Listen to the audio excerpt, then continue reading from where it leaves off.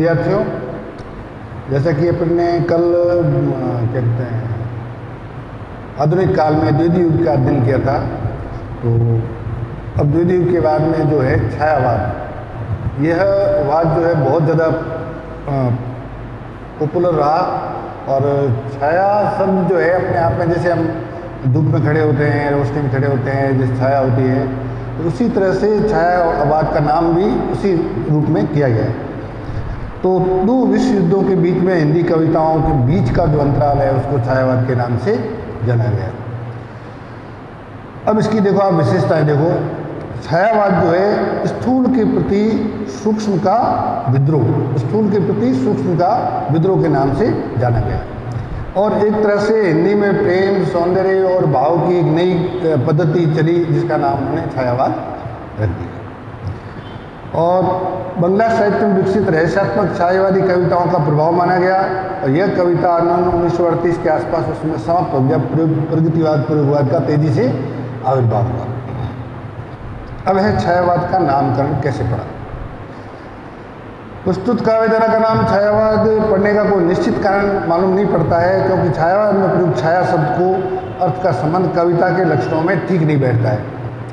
आचार्य रामचंद्र शुक्ल ने कहा है कि बंगला में प्रतीकात्मक अध्यात्मवादी रचनाओं को छायावादी कवि कहा जाता था, इसलिए इसके आधार पर इस काव्य आंदोलन को छाया आंदोलन नाम दिया गया। आचार्य प्रसाद द्विवेदी जो प्रमुख इतिहासविद भी हैं और साहित्यकार भी हैं, उन्होंने बंगला साहित्य में कविता के लिए छायावादी का नाम कभी भी प्रचलित नहीं हुआ। अब है छायावाद शब्द का प्रयोग जो है, छायावाद शब्द का प्रयोग सर्वप्रथम जो है पंडित मुकुंद पांडे ने इसका नाम किया था। 1920 में प्रकाशित, मध्य प्रदेश से प्रकाशित होने वाली श्री शारदा नाम की पत्रिका में इस छायावाद के शीर्षक से 4 निबंध प्रकाशित की गई थी। इन निबंधों में उन्होंने उस समय की कविताओं के भावों की अस्पष्टता को देखते हुए इसे व्यंग्य रूप में छायावादी नाम दिया था। छायावाद के कवियों ने छाया शब्द का प्रयोग और अर्थ को अपने ढंग से समझाने का प्रयास किया है।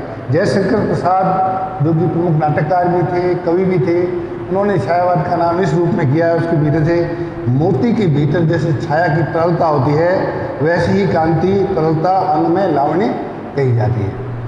तो अपने भीतर से पानी की तरह अंतस्पर्श करके भाव समर्पण करने वाले व्यक्ति छावा कांति में होते हैं। इस तरह महादेवी वर्मा जो कि स्वयं बहुत बड़ी कवित्री थी, उन्होंने भी छायावाद का अलग। और ये देखो, ये 4 जो है वो छायावाद के स्तंभ हैं। जयशंकर प्रसाद, महादेवी वर्मा, सुमित पंत और जयशंकर प्रसाद। तो महादेवी वर्मा ने इसके बारे में लिखा है कि सृष्टि के बाह्याकार इतना लिखा जा चुका है कि मनुष्य का हृदय अभिव्यक्ति के लिए रो उठा, और स्वच्छंद छंद का नाम छाया ही उपयुक्त था।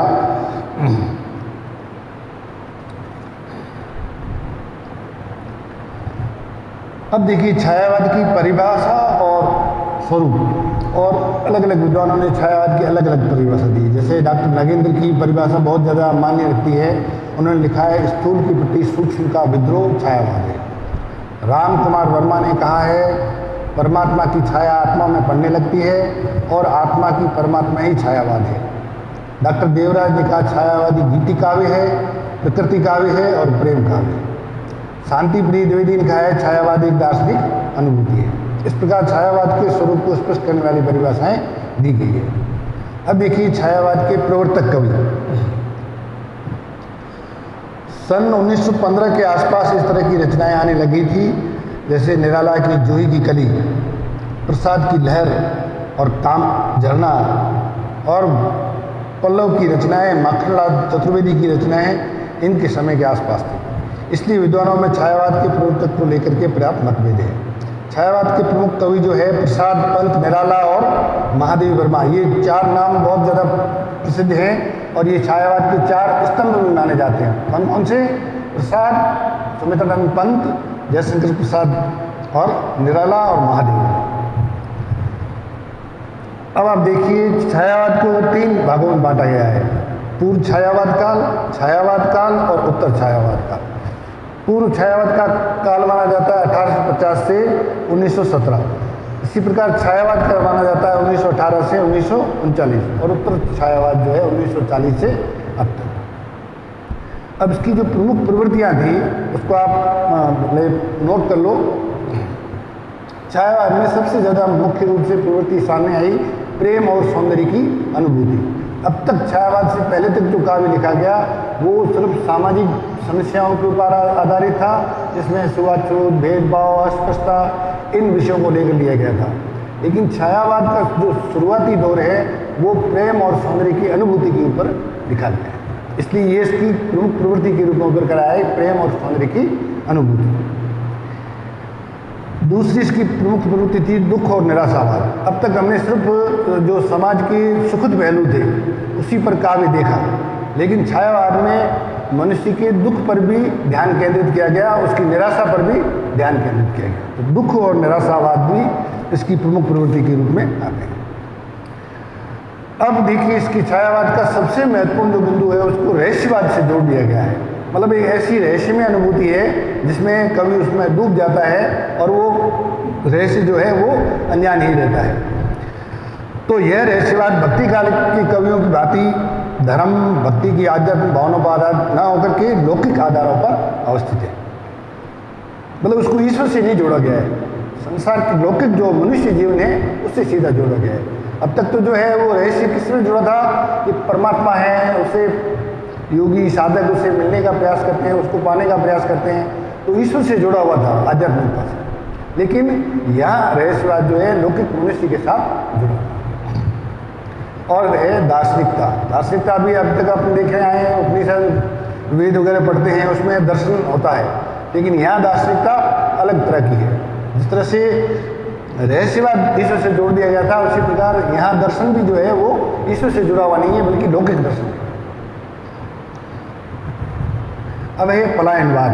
पलायनवाद का मतलब है कि जीवन की आपाधापी है, कष्ट है, यंत्रणाएं हैं, उससे मनुष्य जो है भागना चाहता है। तो अब तक तो ईश्वर के सारे अपने को सुरक्षित रखे हुए था, लेकिन अब जब वो अपने आप को पूरे माहौल में अकेला पाता है तो कष्ट और चिंता से घिर जाता है, तो वो उस परिस्थिति से भागने की कोशिश करता है। तो ये भी एक प्रमुख प्रवृत्ति थी।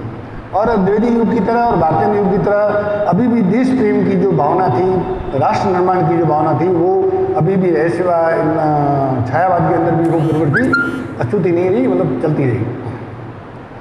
और अब है नारी भावना। तो छायावादी कवियों का ध्यान सर्वाधिक ध्यान आकर्षित करने वाली प्रवृत्ति जो है वो इनकी नारी भावना है। नारी को उन्होंने श्रृंगार और विलास की वस्तु नहीं माना। जैसे रीति काल में नारी श्रृंगार और विलास का वक्त थी मध्यम, लेकिन यहाँ पर ये नारी को जो है उन्होंने उच्च स्थान प्रदान किया है और गरिमा में उपस्थिति नारी की रखी है।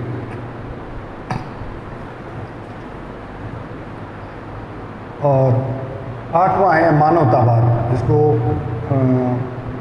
वैचारिक आग्रहों प्रतिबद्धताओं में न बंधकर छायावादी कवियों ने मानवतावादी भावनाओं को सुंदरतम ढंग से प्रस्तुत किया। कामायनी की रचना मानव मन की चिंता से शुरू होकर उसे आनंद तक पहुंचाने का अमर संदेश देती है। कामायनी जो जयशंकर प्रसाद की रचना है। प्रकृति चित्रण, छायावाद में प्रकृति का भी बहुत सुकुमारता के सभी अंगों का चित्रण किया गया है। प्रकृति के सुकुमार चरित्र का चित्रण किया गया है। 10वां है लाक्षणिक पदावली। लाक्षणिकता छायावादी भाषा की सबसे अधिक ध्यान आकर्षित करने वाली विशेषता है। चित्रात्मकता और दृश्य विधान तथा सघन भावों के निरूपण के लिए उन्होंने द्वितीयुगीन इतिवृत्तता से विद्रोह करते हुए लाक्षणिकता का निरूपण किया है। अब है ध्वन्यात्मकता और चित्रात्मकता। छायावादी कवियों ने भाषा की प्रभावशाली रूप का निरूपण करते चित्र से खड़े दिए शब्दों को ध्वन्यात्मक ढंग से अभिव्यक्त किया। नूतन बिंब विधान और प्रतीकात्मकता भी छायावादी काव्य की अनूठी विशेषता है। और अंतिम है मानवीकरण। समस्त प्रकार के पारंपरिक शब्दालंकारों और अर्थालंकारों का सार्थिक सटीक उपयुक्त प्रयोग करने के साथ साथ उन्होंने अंग्रेजी साहित्य से आगत मानवीकरण का सर्वाधिक प्रयोग किया है। और अंतिम है प्रबंध कौशल और गेयता। छायावाद ने कामायनी जैसे श्रेष्ठ महाकाव्य की रचना करके अपने उत्कृष्ट प्रबंध कौशल का परिचय दिया। इसके अलावा श्रेष्ठ संगीत में गेय पदों के रूप में आधुनिक काल के साहित्यकारों का योगदान दिया। अब कल अपन जो है प्रगतिवाद के बारे में चर्चा करेंगे।